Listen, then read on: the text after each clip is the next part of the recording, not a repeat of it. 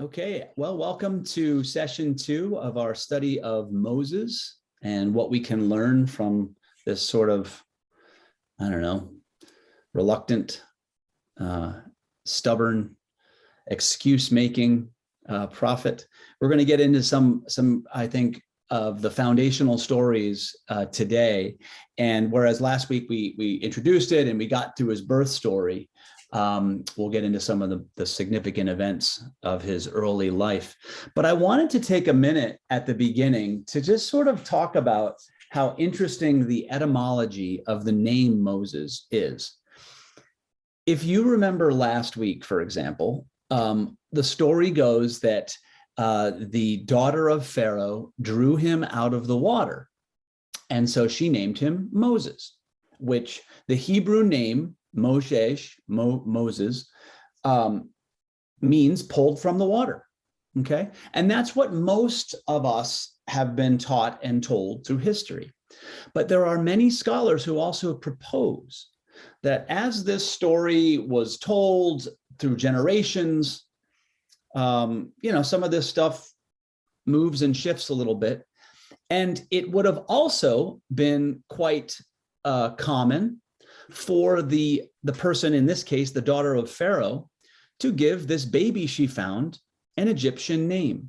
Now, it explains why she gave him a Hebrew name, because she could tell he was a Hebrew baby.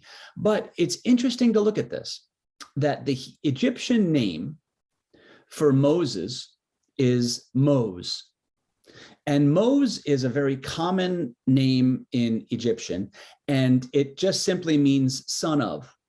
Okay, so you'll have someone, a famous pharaoh named Tutmose, that means son of the god Thoth, or Ramses. Okay, Mose and Moses and Mazu, all those are the same kind of derivation. Ramses means son of the god Ra. Okay, so it's a very powerful name, but always connected to a prefix.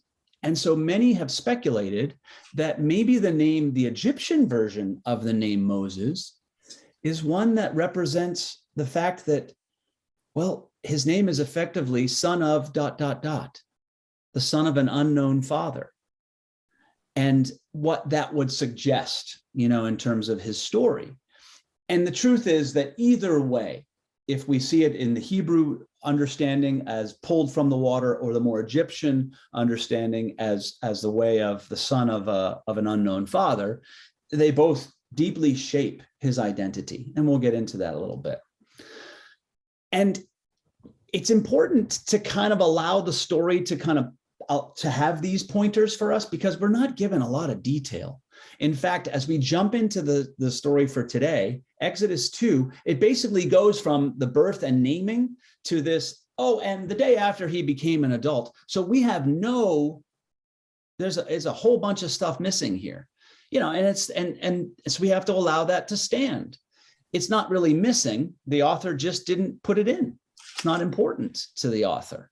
And this is partly where it's like, all right, we're not necessarily dealing with historical figure in the way that we understand historical figure, that someone was following him and writing all this stuff down because they understood he was a person destined for greatness. No, but we need to let the story tell us, okay, who is this person? Why are they giving us the details they are? And so Acts 7 reflects back on this, and they say that this first moment where he kills the Egyptian taskmaster happens actually when Moses is 40. And then the burning bush thing happens when he's 80. And he dies when he's 120, 40 years after the Exodus kind of thing. There's this 40, that's the part of the rabbinic tradition that understands, that correlates dates and Moses' years with some of these pivotal events in his life. But the truth is, however old he is in this story, to the point where we start today, he's been raised in the royal family. Okay, that much is clear. The story's given us that. He's part of the household of Pharaoh. And as such, he would have reaped a lot of benefits. He would have traveled a lot. He would have been well educated. He would have been taught Egyptian culture, laws, economics, building, all these different things that Egypt was famous for. It just would have been part of his natural upbringing, because that's consistent with, how everyone in the royal family, what they had access to. So that's about all. I mean, we're not given those details, but we knew he was raised in that family. And so all we have as we start today is one day after he became an adult, he went there. And he went out and he saw the way his people were enslaved. What's interesting to note about this too is if any of you have ever done any research into other sort of famous figures, for one example is the story of Buddha, okay, which is 700 years later than this story would have been written down, the Moses story. But the story of Buddha is very similar, actually, the origin story, in that he was raised in a wealthy household in a palace where he's protected from seeing what was going on in the world around him. And then he had this moment where he stepped out and he saw the suffering of his people, and he had deep compassion. Moses' story, which again is 700 years earlier, very much follows that pattern, that he was protected in one way or another. And then all of a sudden he goes out and he witnesses something that the way the story suggests, he hadn't seen it before, because his reaction is quite strong. Okay. His reaction to it is quite strong. So after and we'll get into more details about this, after he kills that Egyptian taskmaster, it says he goes to this place called Midian. Okay. Scholars forever have wondered and questioned, where is this Midian place? Because while there's sort of, maybe we sense some agreement that it was sort of located in modern Saudi Arabia, the point is we really don't know. And it may not actually be referring to a place, a geographic location, but it may be referring to a culture or a group of tribes, sort of Israelite connected Semitic tribes that Moses went and connected with. One way or another, and his job suggests as much. He goes out and becomes a shepherd. And so it suggests that he's then part of this wandering tribal group, okay? It's his first wilderness experience, okay? So that's the arc of what we're going to be studying or looking at today, because those two moments, the two moments that we're going to look at are the taskmaster, the one that sort of awakens him and then he flees. And then the second moment is the burning bush moment, that sort of pivotal moment that moves him from, that person sort of wandering the desert and just tending the sheep to becoming something quite different, whom God uses. And so we're going to look at that, look at those two moments. We're going to look at how God uses these people like Moses, who are, either reluctant or they just don't see any possibilities in themselves, to do this type of work, the unlikely ones. We're also going to look at how each one of us might become better tuned to God's word as exemplified in that burning bush story. Okay, we'll look at that and we'll sort of allow it to speak to us, maybe in ways we hadn't noticed before or taken note of before. So that's kind of the intention for the class. I know it's kind of a big lead up, but there's a lot of material here. As you know, if you've read it, it's more than customary, but I think it'll be worthwhile as we go through it. So I've done a lot of talking. Is there any kind of reflection or opening comments that you have before we get into our reading?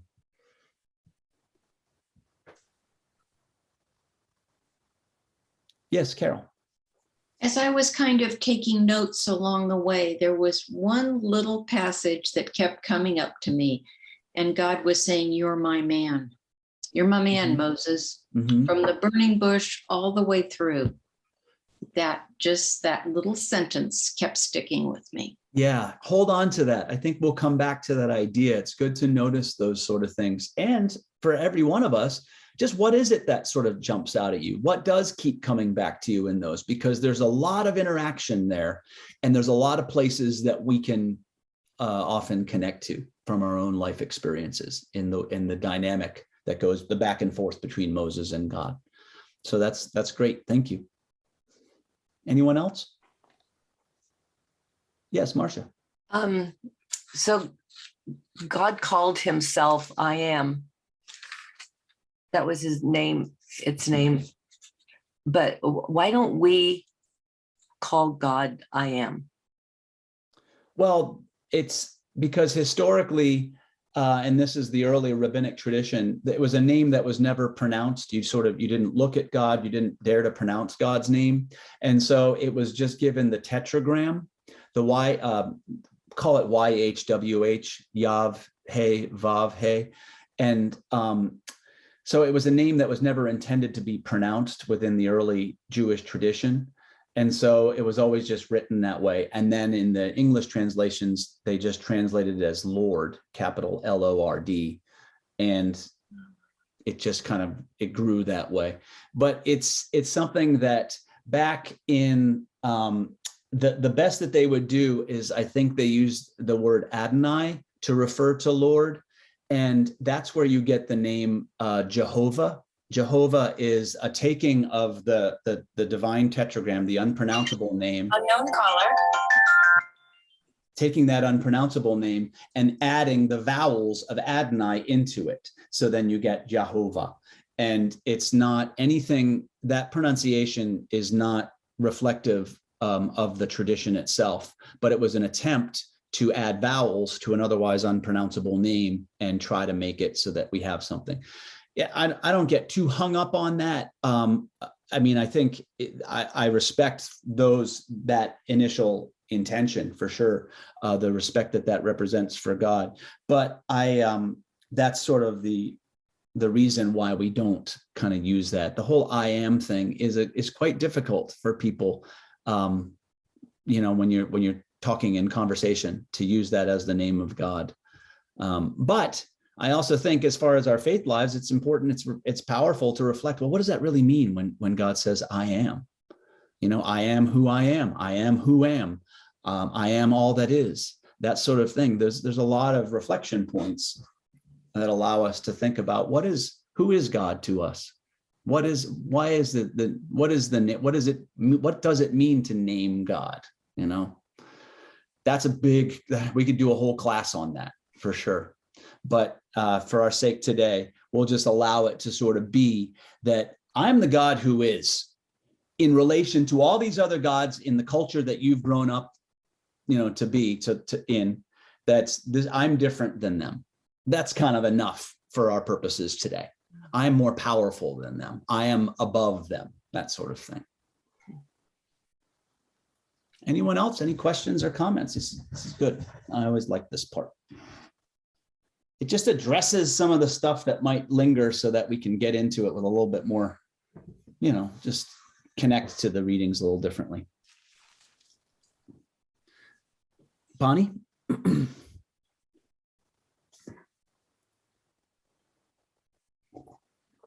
You're still muted.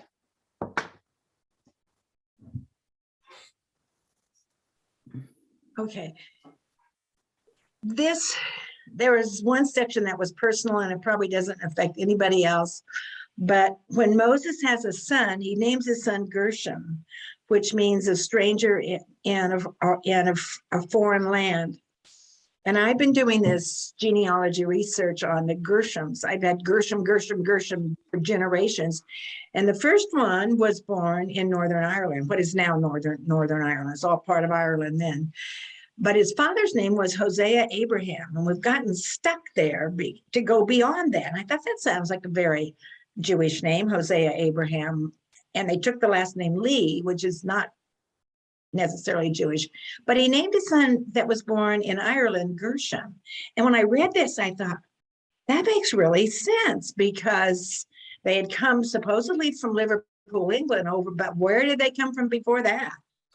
And here he is being born in a strange land, and he gives him this name Gershom, and it's followed down through generations. But it's just like a real aha moment for me. I had no idea what that name meant. I had no idea that was the name of I'm assuming Moses had more children, but the name of one of his firstborn son was a stranger in a foreign land. And I thought, wow, that makes a lot of sense now to me. Yeah. And it's so good that you noticed that, because I think we're well aware that in the modern world, naming is less about telling the story of a person or of a people in the way that these biblical stories represent, and more connection to surname. I mean, sometimes we name reasons, name our children or family members for very specific story-like identity-based meanings, but a lot of times we've lost that. A lot of times we have. So it's great that you reconnect to it, because I do think it gives us an access point to these stories that we may not always attend to, that it's important. Every biblical story, it is important what the names are, okay, and what they mean, and how that meaning then, it either mostly amplifies, but sometimes it contrasts with the direction or the arc of someone's life and their relationship, their faith walk. So it's just good to notice it and then say, all right, how does this relate? What clues does this give me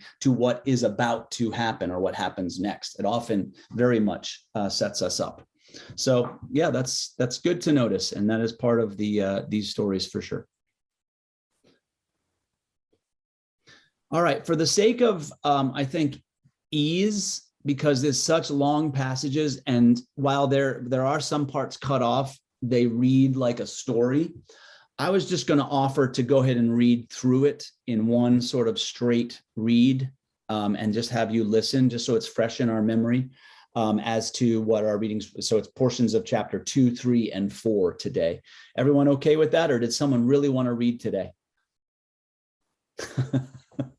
I thought that might be the case. All right, let's see here.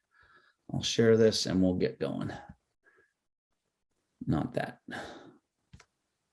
Okay. All right, just going to read straight through here, starting with Exodus 2. One day after Moses had grown up, he went out to his people and saw their forced labor. He saw an Egyptian beating a Hebrew, one of his own people. He looked this way and that, and seeing no one, he killed the Egyptian and hid him in the sand. When he went out the next day, he saw two Hebrews fighting, and he said to the one who was in the wrong, "Why do you strike your fellow Hebrew?" He answered, "Who made you a ruler and judge over us? Do you mean to kill me as you killed the Egyptian?" Then Moses was afraid and thought, "Surely the thing is known." When Pharaoh heard of it, he sought to kill Moses. So Moses fled from Pharaoh. He settled in the land of Midian and sat down by a well. The priest of Midian had 7 daughters. They came to draw water and filled the troughs to water their father's flock. But some shepherds came and drove them away. Moses got up and came to their defense and watered their flock. When they returned to their father Reuel, he said, "How is it that you have come back so soon today?" They said, "An Egyptian helped us against the shepherds. He even drew water for us and watered the flock." He said to his daughters, "Where is he? Why did you leave the man? Invite him to share a meal." Moses agreed to stay with the man, and he gave Moses his daughter Zipporah in marriage. She bore a son, and he named him Gershom, for he said, "I have been an alien residing in a foreign land."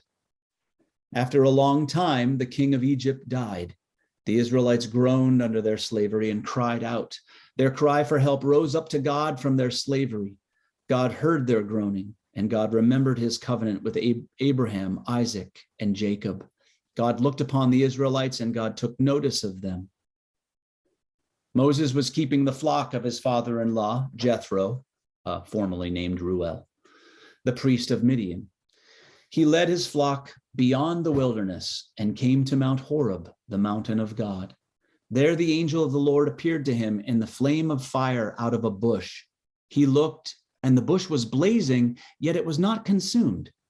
Then Moses said, "I must turn aside and look at this great sight and see why the bush is not burned up."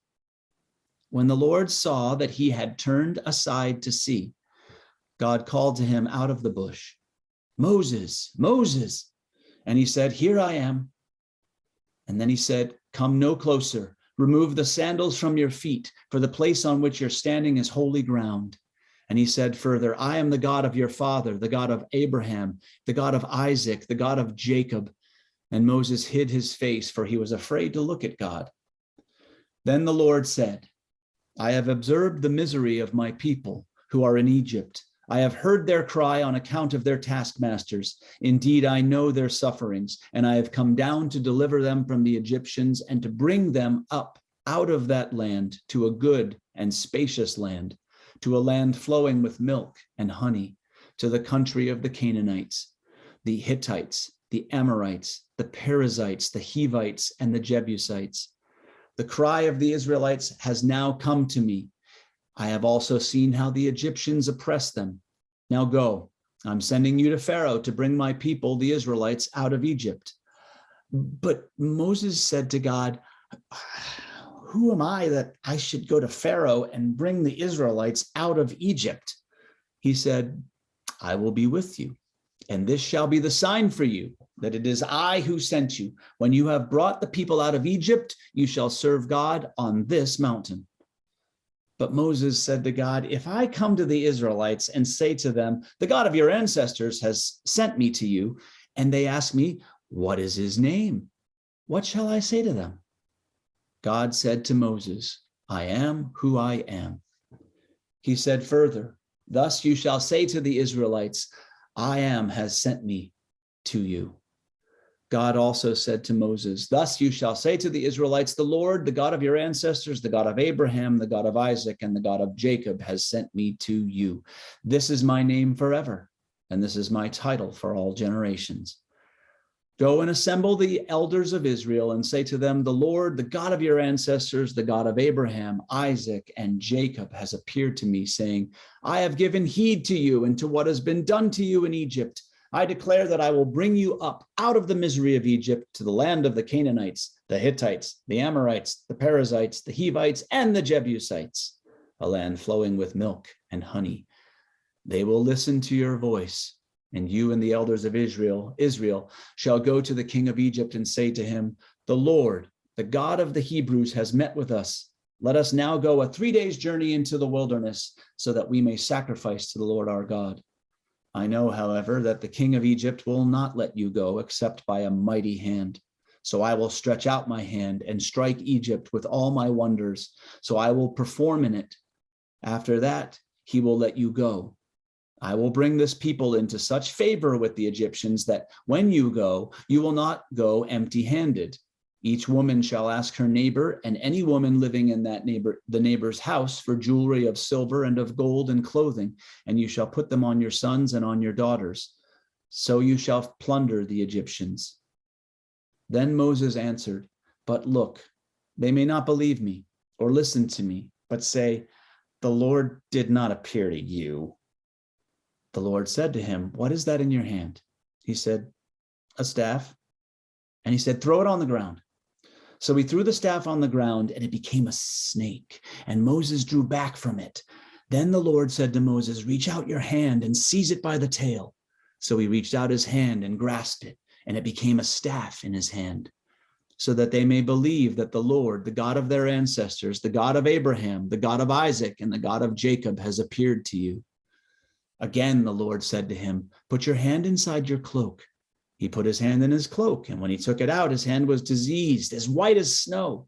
Then God said, put your hand back in your cloak. And he put his hand back into his cloak, and when he took it out, it was restored, like the rest of his body. If they will not believe you or heed the first sign, they may believe the second sign. And if they will not believe even these two signs or listen to you, you shall take some water from the Nile and pour it on the dry ground. And the water that you shall take from the Nile will become blood on the dry ground. But Moses said to the Lord, oh my Lord, I've never been eloquent, neither in the past, nor even now that you have spoken to your servant, but I am slow of speech and slow of tongue. And the Lord said to him, who gives speech to mortals? Who makes them mute or deaf, seeing or blind? Is it not I, the Lord? Now go, and I will be in your mouth and teach you what you are to speak. But he said, oh, my Lord, please send someone else. Then the anger of the Lord was kindled against Moses, and he said, what of your brother, Aaron, the Levite? I know that he can speak well. Even now he is coming out to meet you. And when he sees you, his heart will be glad. You shall speak to him and put the words in his mouth, and I will be with your mouth and with his mouth. and will teach you what you shall do. He indeed shall speak for you to the people. He shall serve as a mouth for you, and you shall serve as God for him. Take in your hand this staff, with which you shall perform the signs.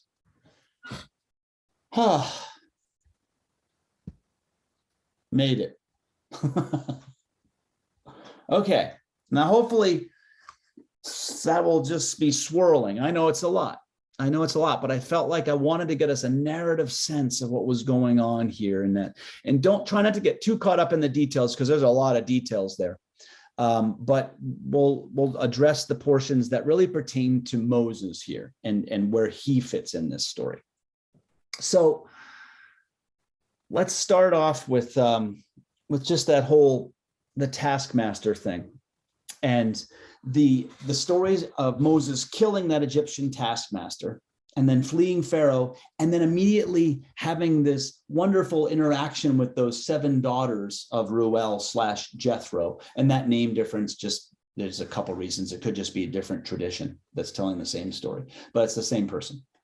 But immediately he goes from that reaction and killing the taskmaster to going and showing compassion to those daughters who have been harassed by the shepherds, right?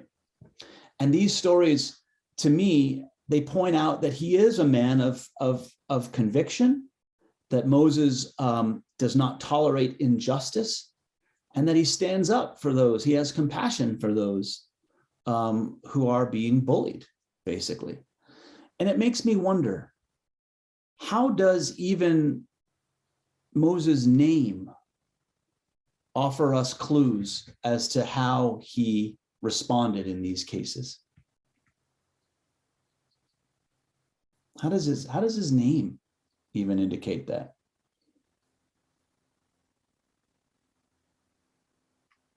Bonnie?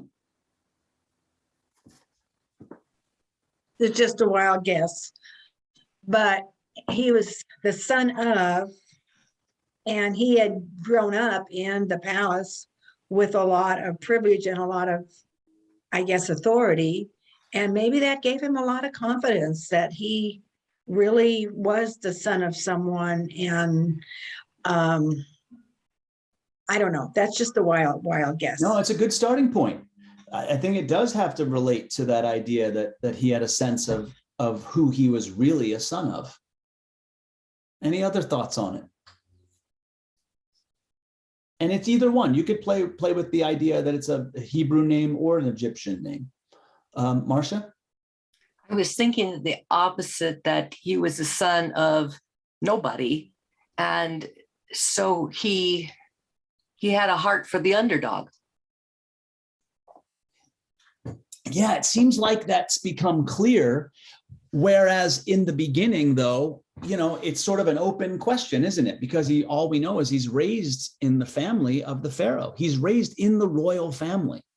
So he is given every privilege. And as it seems, based on the story, he was shielded from seeing a lot of what he then saw one day after he became an adult, essentially. So it does seem that he had or developed quickly a dramatic sense of compassion. So then just say more then, what are other reflections on what is it that you think about his name that even motivated that?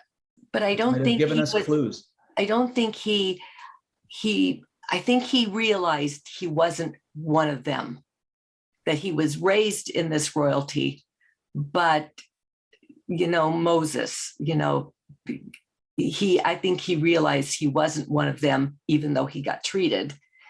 And so he might have had, I don't know, just that sense of, I'm really not one of them. Yeah. Even though I'm treated. Well, and it's almost like a switch, because that moment is so crucial. It's a real fulcrum.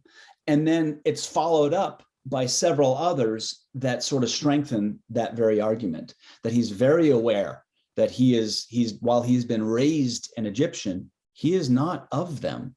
And so the naming of his first son is a very clear way of him identifying where his real, identity and his loyalty kind of lies. Bertie, I saw your hand up too. And then Boyce. It could be that he realized he was saved from the water, and so he feels like he should be saving others. Yeah. Well, and that's one of those clues that comes up later. But when we know the story, you know, when we know that the crossing of the water is literally when the people are pulled out of the water, they experience their liberation, their freedom from slavery. It is a deep connection to that Hebrew version of his name, that he was pulled out of the water. And don't forget, he was adopted. So there's an awareness at some point that, you know, as we've said, he's in that family, but not of it. Now, there's no indication that he was aware in those first verses, you know, when he was born and the daughter of Pharaoh took him in. But the story reveals to us that there's a very clear line when he kind of comes up to an awareness of whose son he really is, basically. Raised as a son of Pharaoh, but then this story illustrates he's a son of something greater than Pharaoh. Boyce? Bertie and I had the same theme of being saved, and so saving others. Yeah, a sense of the real humility that sort of represents, that he was someone who was given a second chance, perhaps, you know, as being adopted. Again, the story doesn't quite give us all of these details, but it indicates that while he was raised in a place of privilege, he very quickly came to identify his place in life was not just to sit there and enjoy the grapes and the fan palm leaves, you know, that it was to be something different than that. And that's what these two events really galvanize, is that they represent that shift that does point him to that ultimate saving, and all the ups and downs on the way. That's part of it too. This isn't just the beauty of this story, and this is why we're studying it. This is not linear. He doesn't just say, okay, yes, here I am, and it's all here I am from there on out. No, it's a lot of here I'm not after that, and no thank you, and what do I do now, and all that sort of stuff. So it's so powerfully relatable, but his stepping into who he is in this story is really crucial. The author really wants us to note, you know, how it happened, or what it was that enabled Moses to step in. You know, what are the events? What is it that woke him up to his identity? And his name suggests a kind of like, you know, at least the Egyptian version, it's a little bit like a stem cell. It's one, he's the son of who? We don't know yet. Let the story tell us. And oh my gosh, he's now the son of this people, this God, you know, that sort of thing. And then it moves and it gets more and more clarity as we go. Anyone, any other thoughts or reflections on that? The naming part? Okay. This idea of Moses responding then with compassion to injustice and to literally what would be essentially bullying on the part of those shepherds to the 7 daughters there. It's something, I think, to tap into our own responses here and kind of just think in your own life about how you have, if you were ever bullied or experienced bullying as a young person or even as an older person, and how did you respond? What, is there a story or is there an experience that sort of is in you that speaks to your connection to this story in that particular part? How did you respond to bullying? Let's start with that. Is there a story there that you connect with in terms of that? Whether you were bullied or you witnessed it, or even you might have been a bully. Boyce? I haven't thought of this for probably 60 years or more. Oh, great. See if I can get that out of here. In high school, one time in gym class, there happened to be in our class, I don't remember if it was a sophomore class, junior class, or what class it was at that time, but there was a guy by the last name of Rice, and he was kind of a frail guy, kind of a light-skinned fellow, and every now and then somebody would pick on him. And in gym class, one time we were in the locker room, and in the locker, there were lockers over here, and then there was a bench in between that you could sit at and put your shoes and stuff on and clothes. And then on the other side was another row of lockers and a bench over there. And there were about 5 kids that were standing there, and they were picking on this kid named Rice. And for some reason, and I can't even explain it because the kid wasn't my friend, I just knew that every now and then somebody would say something to him that was picking on him, because he didn't ever kind of defend himself or talk back or whatever. And anyway, they were picking on him, and the one guy was kind of the leader, and I just walked up to him and I just shoved him, and I think I shoved him harder than I meant to. And of course, the bench on his side was right behind him, so he tripped over the bench, fell into the lockers, made quite a commotion, and all his other buddies gathered around, and I told him in no uncertain terms, quit picking on this guy. And I think there were about 5 of them, got up and took off, and they never picked on him again. And it was just kind of this reaction that I just automatically had. And yet I remember feeling good about it. I felt like whatever I did worked and they got the message, but I don't know why I did it. Well, yeah, maybe you didn't anticipate why, but looking back, I think you do know why. Well, It's something that you reacted to because it was an injustice, and he was facing a lot of harassment. Thank you. Anyone else? Even if it's not something you're proud of, because sometimes that happens when we're kids. Bonnie?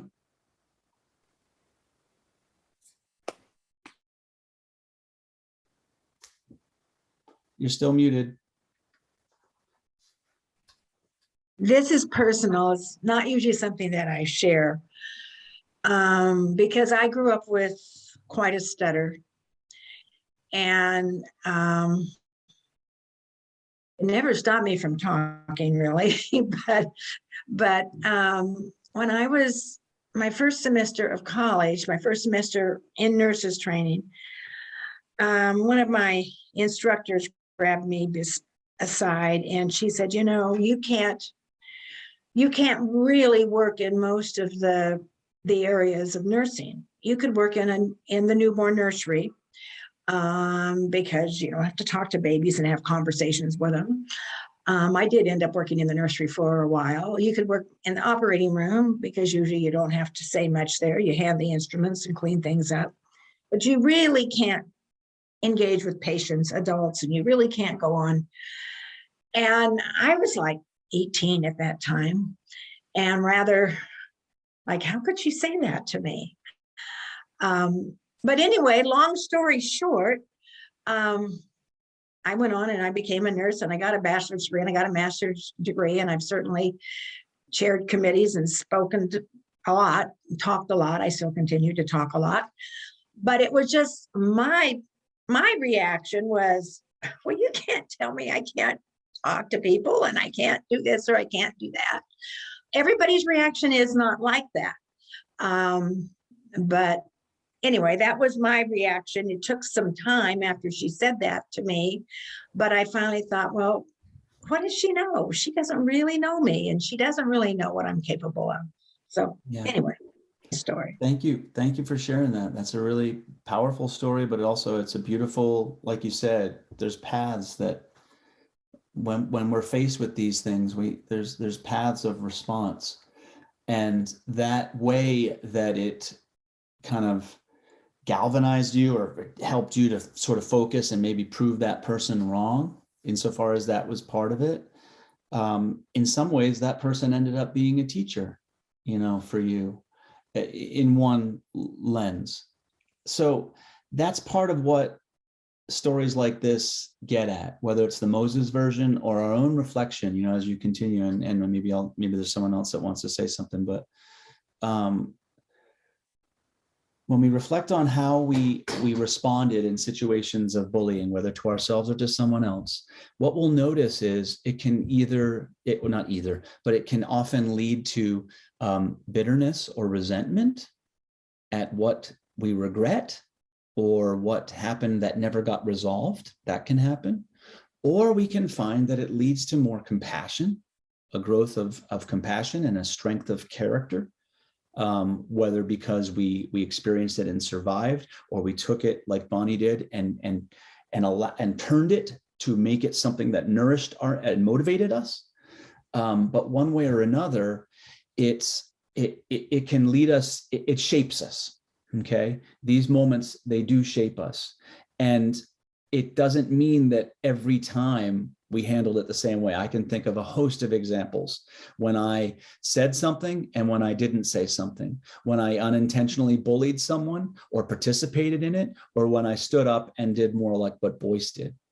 And so the point is, as these come to our mind and our heart, this type of a story from Scripture is like one of those places where I think we can find like a handhold on, okay, this doesn't need to be perfect, but I want to be that. I want that. You know what I mean? I want to follow in those footsteps. I want to be that one that stands up, that kind of thing, even if in our lives it's been different. And so reflecting on our experiences of bullying gives us an opportunity to see, how has it shaped me? Because some of us can get lost in a place of bitterness. If we were bullied and no one did stand up for us, that's hard. That's hard. And that leaves impact on our lives and our ongoing relationships. So as we read these stories, that's kind of how it intersects with us sometimes. It's not just about Moses. These are ways that we are very much, connected to the ark. Yes, Jane. You're also still muted. I hadn't really thought about this in terms of the bullying until you use the term bullying. During 2021, I was really taken by the story of the two wolves, the Native American story that talks about which wolf we feed, whether it's the wolf of love and compassion and light, or the wolf of darkness and hatred and anger and all those things. So I spent a lot of time on the internet trying to read stories and try to understand it. And I was trying to put it into practice. And I bought a children's book for my grandchildren to read to them about these two wolves. And one of the things that it did is it actually talked about that even though we're trying to feed the good wolf in us and all those positive qualities, there is a time to stand up when you see bullying and when you need to address it. And that takes strength. And sometimes it takes, like Boyce said, it takes not necessarily getting physical or violent, but standing up to people, And I thought, I'm so glad that book included that for these children to learn that we can be loving and compassionate, but justice, we do need to speak up for justice. Yeah. And it involves taking a risk at times. Yes. And it can be a deep risk. And it's a risk, in Boyce's case, of acting before you have maybe a chance to think things through. And sometimes you act and yeah, you respond in ways that you're like, well, I don't regret it. Like Boyce said, he felt good to have stood up, even though it's not necessarily the response we would say in every case. We want that. But the truth is, you can't evaluate it that way. You have to sort of do it in the moment. And the motivation that he had there was one to stand up for that person in the face of what was a lot of heat. And you don't have a lot of time to evaluate these things. So that's part of it too, as we look back, to be gentle with ourselves, whether we handled the examples that are coming to mind in ways that we think we handled them well or poorly. They are nonetheless instructive, and they help to shape us. They don't define us unless we don't examine them and we allow them to. They need not define us, but they do shape us. So this is one of those ways that this story, I think, taps into our experiences of justice, of bullying, of standing up when we're called on. And again, Moses was no perfect agent here, which is to me what makes this so rich. Any other comments about this particular question? Bonnie? Well, one of the things that I had forgotten about was that he killed the Egyptian. And sometimes I really struggle a lot with guilt over things I've done decades ago or whatever. I'm certainly far from a perfect person, and I've done some things I'm not real proud of. But then I thought, well, Moses killed somebody. David had somebody killed, and God used them. And I think we can get so hung up on, that we're not the perfect person to do the will of God or to do, whatever, because we've done this, that, or the other thing. And yet I look at how God used Moses and how God used David.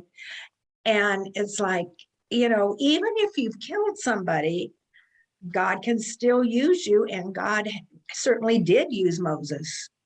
You're getting it. You're getting the way the story is presented is, I believe, to help us see those potential qualities to be a liberator with God in our life, even through all the other ups and downs, excuses we make, resistance we put up, all that stuff, that God will find a way.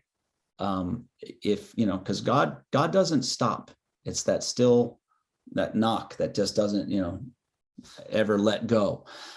So we can run from it, and a lot of us do.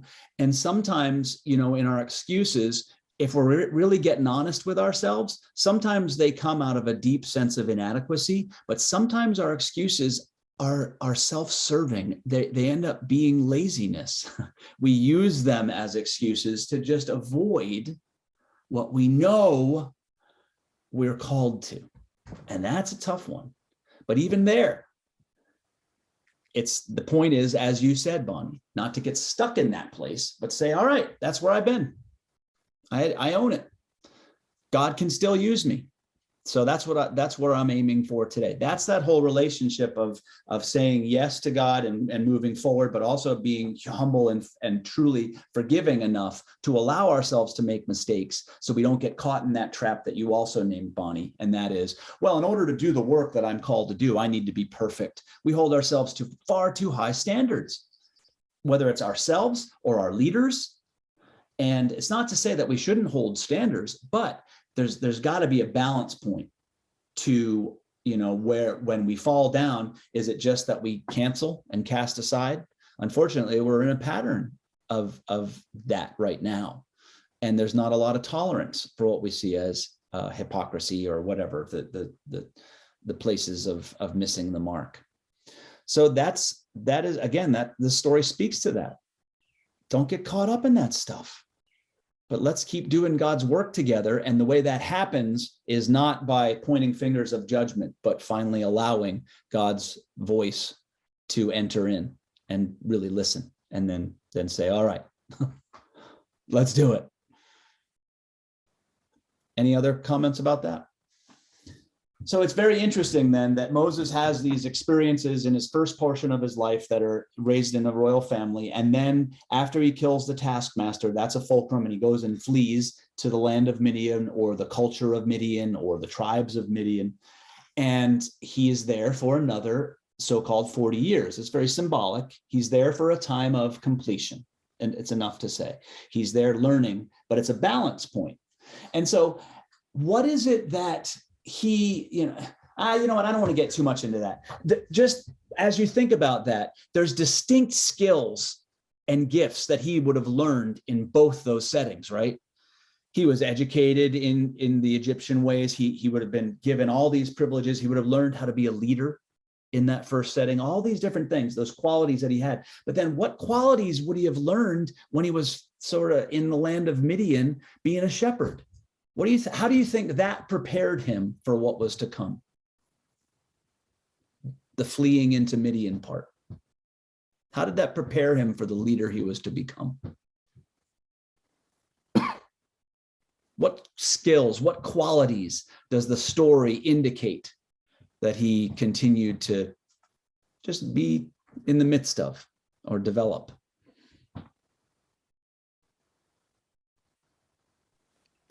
Go ahead, Bonnie. Oh, I didn't see a hand. Yeah. Jay? Okay, I'll go with Jay first and then come to Bonnie. Yeah. That he can basically deal with traversing the wilderness. Yes. He's able to even lead sheep through in the wilderness, as he would lead the Jewish people through the wilderness for all those years. So it's almost in the stories, he's being trained and he's an apprentice this whole time before he becomes the hand of God. And it's so important to notice that. I think it's exactly right. This sense of balance, again, this sense of, I know it's within the rabbinic tradition, but it's a sense of equal training or equal weight to who he becomes. He's not just this soft, non-calloused hands kind of character who is raised in a royal family. No, he gets out there and he's able to make it work. And he still maintains this sense of who he is, the sense of commitment to justice, commitment to compassion, to standing up for people who are oppressed, that sort of thing. It shows that he can survive in either of those places, which are quite distinct, but they both gave him the training that as we watch the story, we see him become who he is. And all of this is crucial to pay attention to what it is, how it is that he's being shaped. What are these moments? What are they supposed to teach us about him? I think it's exactly as Jay just said. He's equipped to not only survive, but to lead through the places of wilderness. And it asks, and then the question, one of the places of our connection to that is, have you ever been surprised? In our own lives, we often have this sense of direction, whether it's in relationships or career or what other aspirations we have. And then all of a sudden we find things break down and things change. And all of a sudden we're in the wilderness and we may or may not feel equipped to do it or to be there, but we're there. And then all of a sudden, have you ever noticed that time and place when you first thought, oh my gosh, I'm here as punishment. I'm here because my life has fallen apart. And then you have this realization like, oh my gosh, this is precisely what I needed, or it's given me skills and tools that will help me, that will strengthen me, that will give me the character and whatever I need to move forward in my life. Can anyone speak to a way that a wilderness type experience has equipped you? Carol? I was a stay-at-home mom. When I went into the workforce and became an office manager, nothing prepared me for an office the way being a mother did. Carol, the copier's broken. Carol, I can't do this. Carol, they were like, I joked with them, you're just my office kids. Yeah. Yeah.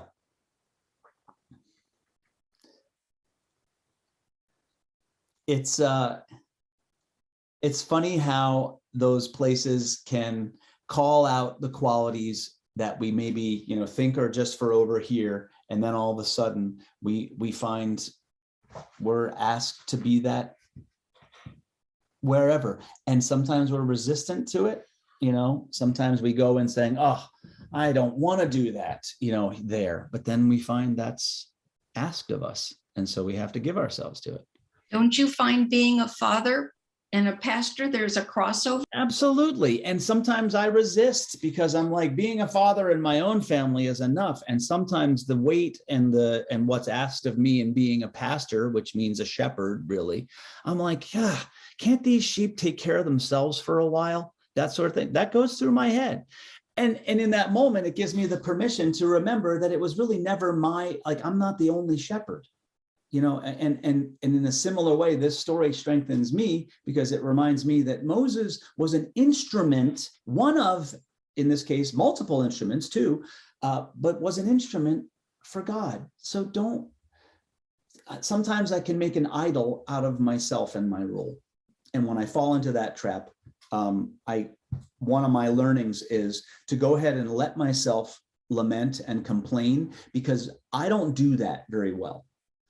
I don't let myself do that. But when I lament, when I complain, when I vocalize it, that's when I can get perspective on it and realize, oh my gosh, I put myself in this position and that's not what's being asked of me.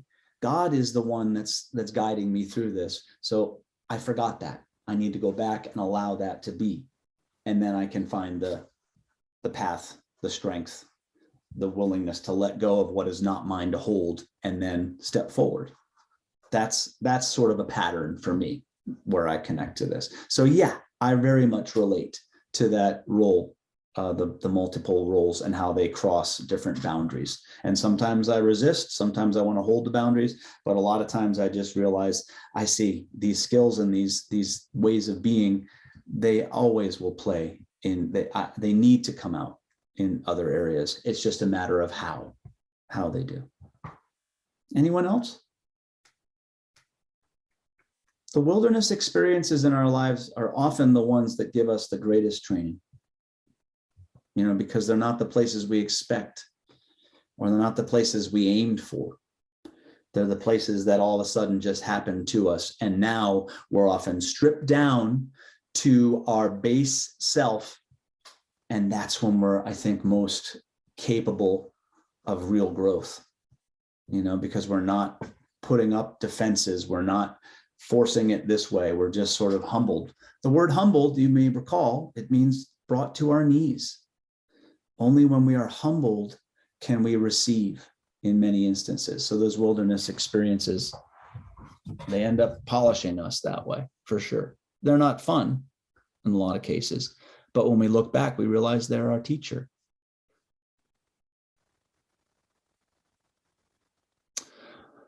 All right. I want to go to Moses' excuses now that we saw in chapters 3 and 4. That whole back and forth is so great, and it just illustrates so many things. And I want you to, do you want me to pull up the chapters so you can see them and just kind of look at them real quick? I don't know if we need to do that, but I wanted you to think, if there were any of his particular excuses that stood out to you as particularly either valid or just like, come on, what are you doing? Are you running? Are you really saying excuse? Was there any of his excuses that you really, one way or another, connected with?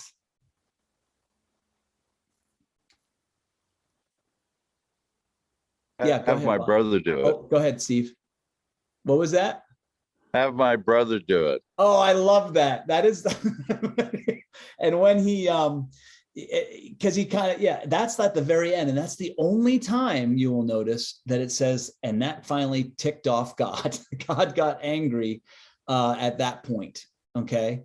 That's the only time there's at least a literary reference to God's anger. But yeah. Can someone else do this? Here's my brother. Exactly. How many of us have been there? Anyone else? But okay, well, you know what? I want to stay with that one for a second. Do you look at that as a legit excuse or one that's passing the buck or kind of like, shirking what he knows he is called to do? I guess your response there indicates it. Just smiling. So being one of 7 brothers, it was always shirking your duties. Yeah. Sharing the load. Yeah. Okay. So that one in particular, at that point, it feels like he's at his desperate last, that's really the last one he's got. It's like, oh God, all right. Can you just send someone else? And the answer is yes and no. It's like, okay, but you're still in. Marcia? But then I noticed that he said Aaron's on his way. So it's like God had already known the question and he was providing the answer, even though that is the way the story comes out. Yeah, it's like there's no, I think the overall feeling of this is that there ain't no way Moses is wiggling out of this. It's all in the works. Okay. It's all, this is what is going to happen. And as soon as you come around to that, Moses, it will be good. I mean, and how many times in our own lives has that pattern, come our way? That's just how it has to work sometimes. We can be very resistant, very stubborn. And there's a point where we're just like, fine, all right, let's do this. And then all of a sudden we get a whole different perspective on it. But that's the play, the interplay that's going on here. But are there any excuses that Moses gives that you think actually that's legit? Those are legit excuses. Those are really coming from places where he feels inadequate, not up for it. Not just shirking, but I really don't feel I can do this. Bonnie, did you? Well, obviously, he says that he isn't a good speaker, and he talks about that he's slow to speech, which I could identify with. But then later on, when he gets into the Aaron part, he's like, well, I can tell him what to say. And I'm picturing like Cyrano, like he's behind the curtain or something, whispering to him, and then he's supposed to say it. And it was sort of comical, really. But it was just like, I'll do anything. I'll even tell him what to say, as long as I'm not the one that has to go out there and say it. Yes. And the way the story comes across, I don't know if you hear it this way, but to me, it's almost like, okay, I will basically say whatever you need to hear to get you to get out of your own way and trust that you will have what's necessary for you when the time comes. That kind of idea. And then the other thing that strikes me in what you just said is that first part. And it's like the biblical writers knew what's true, continues to be true in the modern era. And that is the number one fear, even above death and taxes, is public speaking. So it's like this story kind of captures that I don't know, something that's true for all time. None of us wants to get up and speak publicly, or maybe the other part of it is speaking truth to power is hard because it's risky. Oh, I don't want to, can someone else do this, please? And it's interesting how God responds. It's a yes and no. Someone else can do this. All right, I'll send someone with you, but you're not getting out of this. Because you got this. Oh, because we got this. That's the feeling of this story. And when we give ourselves to that, and that's kind of where we started today with that Isaiah 43 passage. It's really what this whole narrative of Moses is about. Despite our own self-assessments, with God, we got this. And that's one of the foundational questions. For our lives, do we trust that? And how do our belief about it in our heads connect to our lived action? It's a place that we're constantly asked to consider. Boys? In some ways, as I hear the story or read it, it seems like I'm not sure if Moses was trying to get out of it because he didn't want to do it, but more he didn't feel he was capable he didn't have the confidence to do it. And so these excuses come up because he did have some kind of a speech impediment, a stuttering or whatever. And, oh, well, you know, I don't feel comfortable doing this. And so it's almost like he doesn't see himself as a hero. And yet he is a hero. And God's trying to say, you are and will be a hero. Yes. Get it together. I think that's part of the, and get it together simply means let go of fear and step into trust, because you're absolutely right. He is an anti-hero in many ways, just in terms of like a literary character. You know, he is not your customary, you know, Herculean hero, but as you look at Hercules had many foibles as well, but he is not heroic in his initial sort of self-assessment. And I think that's important, because it's precisely that sense of humility and self-doubt that I think allows him to step into trusting God, because he knows he can't do it himself. And I think you're absolutely right. That's kind of what we've been talking about, is this idea that some of those excuses really do feel legitimate in terms of that they're really speaking from a place of deep inadequacy. Like he just doesn't feel like he's competent enough, as you said. But then there's others, as Steve noted, and I think as it gets later into the conversation, then it just sort of feels like, all right, he's getting a little desperate to say, how about I can't say that, you know, that sort of thing. And it just is like, you know, what's your impression of God through it all? The way God responds is quite illustrative. Do you sense, you know, what do they say about God? Is God patient? Is God persistent? What are some of the qualities that come across about God in this interaction? Well, God is very confident that he chose the right person. Yeah, God's unwavering. Absolutely. Good. This is, yeah. What else? God doesn't take no for an answer. We know what those folks are like. That's how half of you end up on church boards. Well, God is also kind of, especially, you know, he comes up with, well, I stutter and I'm not a good speaker. And God acknowledges that and says, okay, we'll have your brother be the speaker, but you're going to be there telling him what to do. And so I love that you noticed that.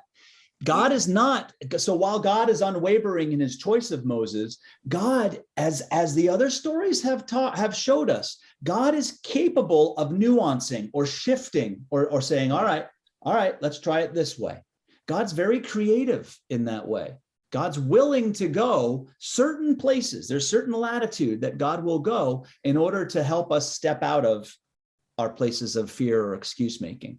Great noticing there. He's a compromiser. What was that? He's a compromiser. He can compromise. Capable of some compromise, for sure. Yes, thank you. Jane? So the first verse of chapter 4, Moses asks, what if the people of Israel do not believe me or listen to me?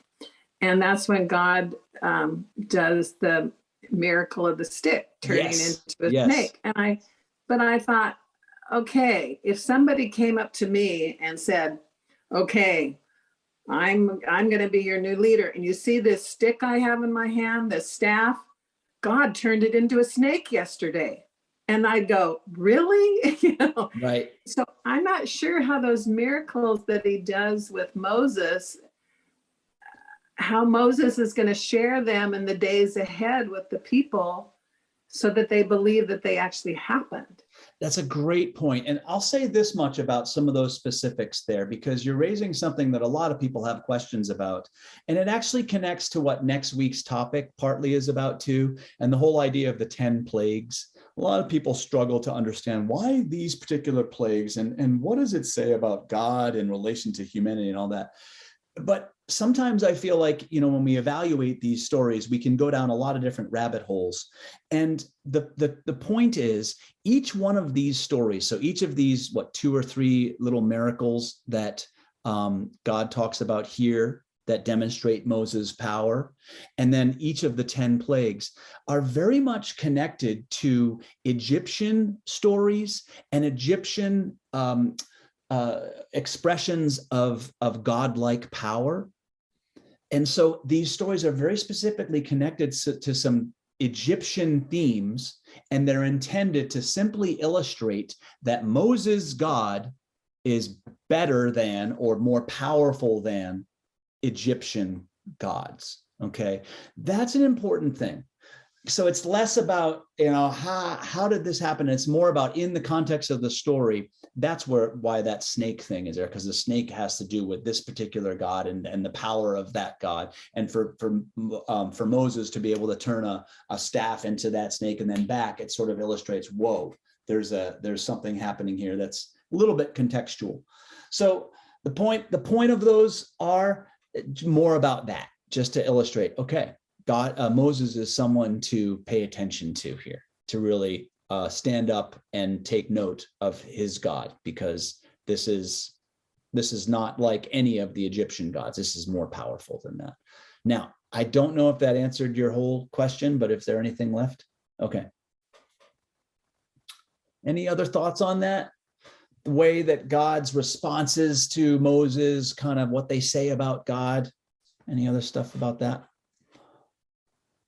I mean, the point is, God sees the suffering of God's people, right? I've seen them, I've heard them, I know what's going on. And God doesn't send a legion of angels to come and kick butt. No, God sends what the rabbinic tales would say is an 80-year-old wandering shepherd with a speech impediment to go lead the people. It is almost as farcical as having the Savior born in a stable. That sort of thing. The Son of God born in a manger. See, there's a lot of themes here that the Moses narrative very much relates to the Jesus narrative. We talked about that last week, but I like to point it out, as we go through. All right. Last thing I want to talk about, and thank you for hanging in. I know sometimes you all have to drop out when it gets close to 10, but Moses or anyone else who was in the desert, when he comes across a burning bush, if you're a shepherd, many of us would take note of that, but just be like, oh crap, that's something on fire. I got to keep my sheep away from it, and basically just ignore it and keep on shepherding. You keep on doing it. But if you notice the way the story says it, it's only when Moses looks at it again and realizes it's not being consumed, and then he averts his eyes, that's when God then reveals God's voice out of the bush. Out of the bush. It's because Moses noticed. He saw it differently, that God was revealed. And so it begs the question, what are some of the ways that in our own lives we might cultivate more awareness of the so-called burning bushes? Or maybe it's a little smaller than that. Maybe it's little God winks, or maybe it's little nudges here and there. How can we better cultivate our awareness of the presence of God in these things that we often might overlook? Because Moses saw it. Moses was able to see it. And because of that, it changed everything. But he easily could have not seen it. Any thoughts on that? I know that's a lot to think of, and that might be one of those that we kind of, we'll talk about it a little bit and see what we can pull out, but give yourselves to it this week. How might you better hone your ability to see the burning bushes in your life? And again, they don't need to be spectacular. They don't need to be as visible in the sky as the blood moon we've been seeing in the last couple of days, but something that expresses God that you had to take the time to notice. How do we tune ourselves better to that awareness?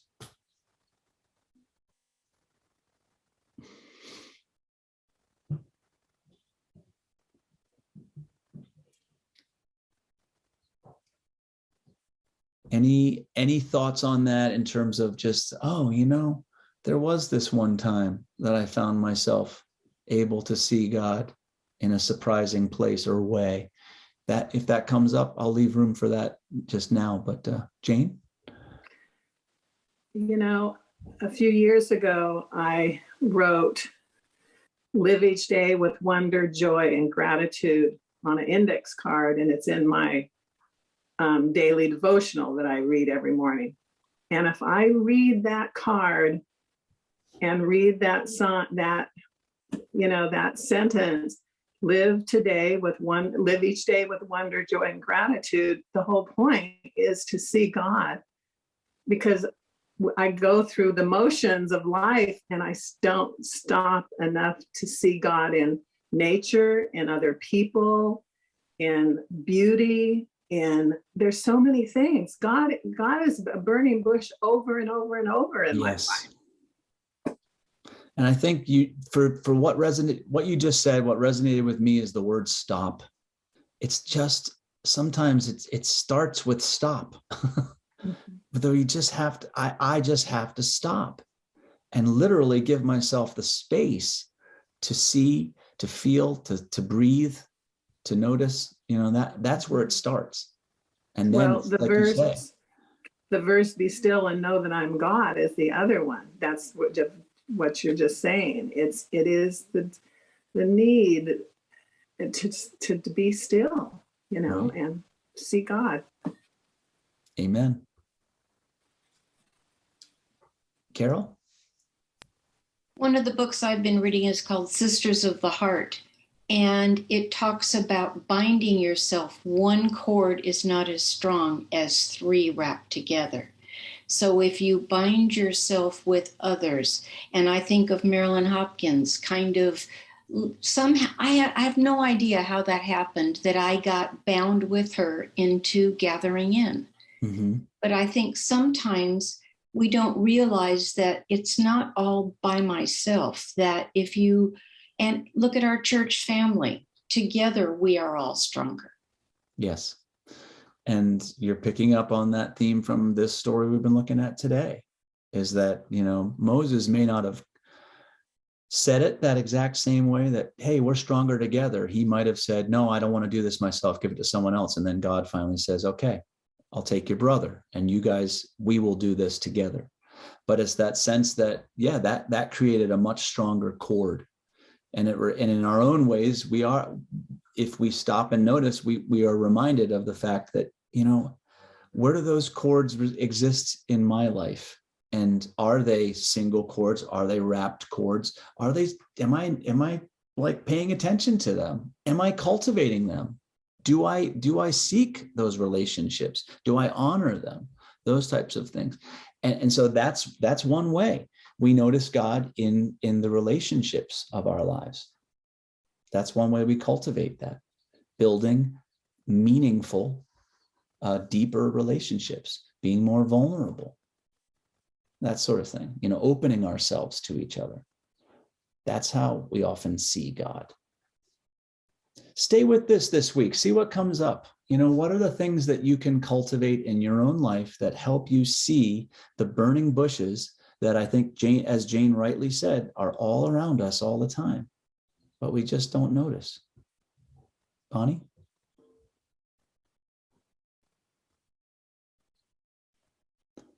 When Jane was talking, it just sort of rang a bell with me. There are people in my life, and there's one woman that I'm thinking of particularly, who is really a lovely Christian woman, but we have differences politically and otherwise. And she's a strong anti-vaxxer, which is the opposite of me. And it's been so easy for me to focus on that rather than on the other qualities and what she brings.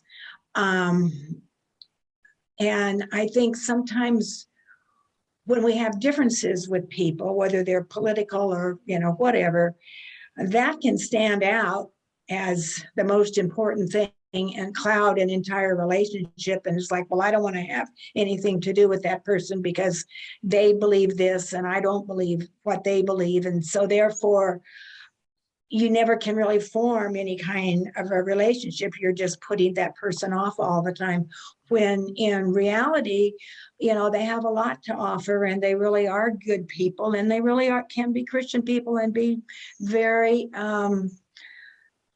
you can really see God in their lives, but they just have some differences of opinion and some different beliefs than you have.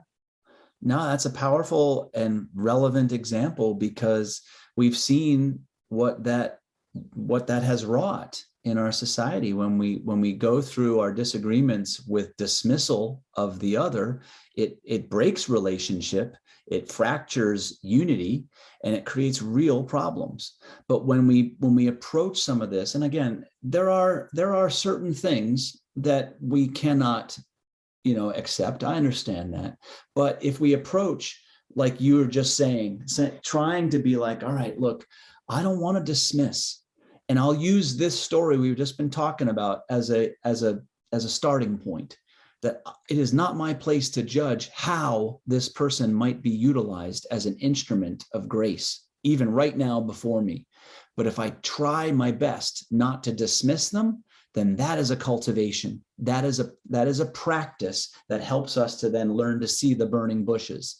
Even if our hearts are roiling and and there's disagreement, there's still possibility. So learning how to look that way and not dismiss, not react, but just sort of stay with it a little longer, it gives us a chance to see that what you just said, the possibility that each of us has to be a part of the witness and the work of God's way. But it's easy to fall out of that. So that's what I'm talking about. These places that we can cultivate it. How do we see the burning bushes? How do we see in ways that draw us together in what is essential, rather than divides us based on what is less so, oftentimes. So a lot of ways that these stories can be instructive for our modern life, for sure. 3,000 years old, and it still speaks to us. So thank you for hanging in with it and kind of giving yourselves to a second or third or fourth look at this wonderful character we call Moses. Next week, we'll be going into the Exodus portion of the story, so the 10 plagues and the Exodus itself. It's a little bit, as I'm looking at it, it's much less reading. There are 4 different readings, but they're pretty short. I'll name them here, but we will have a better, we'll make sure that the notes are put up more quickly this week. But it's Exodus 4, verses 19 and 20, 6, verses 1 and 2, chapter 11, verses 1 to 10, and then chapter 12, verses 29 to 30. Again, they're just to help give us a sense of the arc, the movement through the plagues and into the actual story of the Exodus. And we'll see what we can discover about ourselves in looking at that. So thank you once again for being on this walk together. It's always a joy. And until next week, be in Christ's peace. Boyce wants to say something. Oh, yes. Did someone want to say something? Yeah. Yeah. You brought up Midian and that Moses goes to Midian. And do you know what Midian means? Well, as I said at the beginning, it is not settled, that it's not necessarily a geographical place. People don't really know what it is. There's an agreement at this point that it's the western portion of modern Saudi Arabia, but there are others that propose that it was never meant to be a geographical place and maybe more of a cultural connection or a connection to a group of tribes that were very much nomadic, but in that region, still the similar region. So it's not an easy answer, but it seems to be that it's sort of this area east of Egypt and in the western part of Saudi Arabia. But all it does is I think it helps us maybe not get too tied down to sort of the specifics about that and more about what it's symbolic of, what it means that he went to a place outside of Egypt, outside of that royal family, and into a deep wilderness where there are wandering shepherds, and that's where he received equal training in some ways based on the way the story is presented, and how that all then shapes what we see in the weeks to come. What came to my mind when you were talking about that, it reminds me of a word, median. And in statistics, median is the midpoint. And I thought, if Midian had some kind of a meaning, Moses went to the midpoint between Egyptian and Hebrew to find peace, to gather thoughts and that sort of thing. It would be a place that he could go in between the two cultures and pick from the two cultures what he needed. And so it Well, he just certainly reminded me. gained skills that gave him, what he needed to survive and to lead the people in the time to come out of Egypt, for sure. It's hard to say. Yeah, I mean, because it's not a place of just relaxing, and that's why I think it has him deal with a very challenging situation right off the bat, and that he speaks and acts, for justice on the part of those 7 daughters as much as he did for the Hebrew slave. Yes, he didn't kill someone, but he stood up, he took a risk again. So he learned something, and he stepped into his identity in very meaningful ways in that whole story, that whole part of the arc of his story there. And they all equipped him. That's what we can say, one way or another. All the things that happened to him were part of his equipment for who he became. And that's just something we can always stand to remember, is that our wilderness experiences need not only be punishment that we just wait out so that we can go back to living, a relaxed or a better life. No, they're the places that we are shaped. And so to stay in it and not miss the lessons, not miss the burning bushes that present themselves as we're going through what otherwise might feel like a time of loss or misdirection or punishment. We'll get to how all this plays out with each week, but certainly next week is a big one, because it's the movement, it's the act that moves the people from the place of slavery to the place of freedom as they are pulled from the water. So I look forward to walking through it with you next week.